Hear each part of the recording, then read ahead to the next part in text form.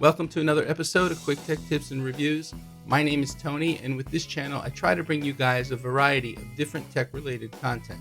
So, if this is your first time with us, please consider subscribing to the channel and make sure you hit that little bell so that you're alerted to when I release new content. In today's video, we're going to do a quick unboxing of the Bose Soundtouch SA-5 Amplifier. Okay guys, I have the Bose Soundtouch SA-5 Amplifier. Let's open up this box and see what's inside.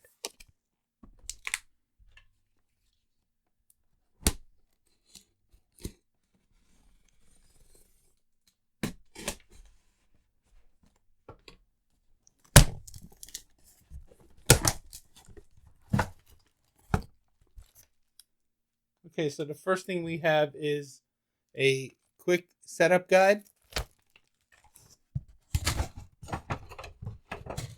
some paper packaging, the Bose Soundtouch SA-5 owner's manual, some more packaging material, and here we have the actual amplifier itself. We'll take a closer look at this in a sec. Let's see what else is in here. Okay, looks like we have a power cord, a mounting bracket, some mounting screws, and a USB cable. Okay guys, now that we have the contents out of the box, let's take a moment and talk about how the SA-5 would be used in a real-world setting. If you're not familiar with the Bose Soundtouch Whole House music system, it's a system that's similar to that of Sonos, where you place wireless speakers throughout the house and you can control all of those speakers individually or as a whole using the Bose app. That being said, where does the SA-5 fit in? Well, let's just say you wanted to put a set of outdoor speakers either on a front porch or a rear deck. You need to hardwire those speakers to the amp. However, the amp makes those speakers part of the whole house Bose Soundtouch music system. And that's exactly what we're going to do. We're going to set this unit up so that it's part of the whole house music system. We're actually going to do an installation video on that coming up soon in the near future. That being said, let's take a closer look now at the product itself. So the unit itself weighs just a little over 3 pounds. It stands 3 inches high by 12 inches deep by 7¼ inches wide. On the front of the unit, you have the Bose logo, a power button, and a status indicator light. It has good ventilation on both sides, as well as on the bottom of the unit. There's more ventilation here. In addition, you have 4 feet for mounting on a desk if you choose not to mount it on a wall using the supplied mounting bracket. And you also have your FCC information here on the bottom. Now, let's jump to the Bose website so that we could take a closer look at what comes on the back of the unit. So let me zoom this in so you can have a closer look at the back of the actual unit.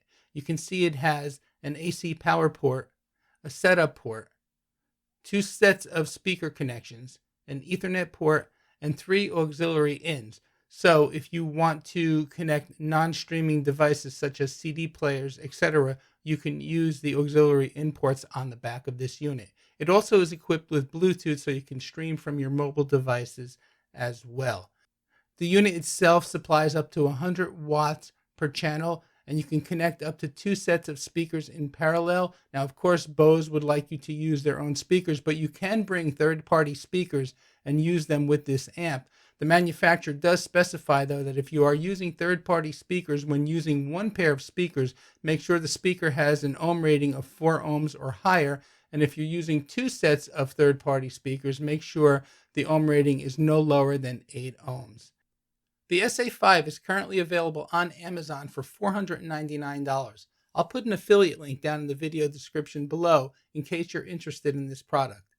Now, one other feature I failed to mention earlier is support for Alexa voice control. Now, in my experience with other Bose wireless Soundtouch speakers, Alexa integration, in my opinion, is somewhat limited. I want to take a moment to scroll down the page to show you the manufacturer note regarding third-party speakers. As you can see right here, connecting to speakers from other manufacturers. If using a single pair of speakers, any speaker rated at 4 ohms or higher is compatible. When running 2 pairs of speakers, they recommend using speakers rated no lower than 8 ohms. Now we're going to be pairing this amplifier with a pair of Polk Audio Atrium 5 outdoor speakers. I'll put a link to the Polk Atrium 5 outdoor speakers also down in the video description below. So there you have it, guys. If you liked this video, found it helpful, and would like to see more videos like this, please give it a thumbs up. Be sure to check out some of my other videos up above. You can help out the channel by remembering to subscribe, give the video a like if you haven't already, and share the video. And remember to use those Amazon affiliate links down in the video description below. I know they don't change your price, but they do help out the channel. My name is Tony with Quick Tech Solutions. As always, I thank you for watching. See you next time.